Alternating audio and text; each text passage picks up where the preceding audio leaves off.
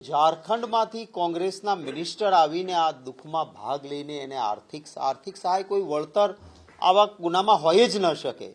આવી તકલીફમાં પૈસાનો કોઈ મૂલ્ય નથી, પરંતુ ગરીબ પરિવાર છે તો એને થોડો સથિયારો મળે એટલા માટે ઝારખંડમાંથી મંત્રી કોંગ્રેસના આવી દુઃખમાં ભાગીદાર થાય, એને સહાય કરે।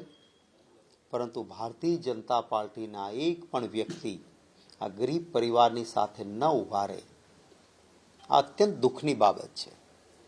આ રાજકારણ કરવાનો વિષય નથી ને કરવા પણ નથી માંગતા, પરંતુ એક ગુજરાતી તરીકે એ વાતનું દર્દ છે કે આપણા ગુજરાતની આવી પરંપરા નથી રહી।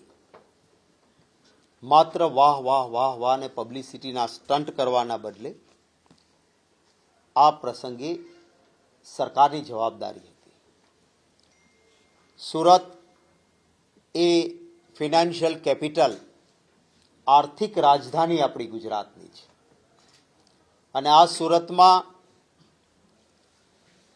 એવી તાકાત છે પાણીમાં। શિવાજી મહારાજે પણ કહ્યું હતું કે હું સમજી નથી શકતો આ અહીંનું પાણી કેવા પ્રકારનું છે કે ગમે તેટલો સમય ગમે તે હોય થોડા સમયમાં પાછા આર્થિક રીતે ખૂબ સદ્ધર થઈ શકાય છે।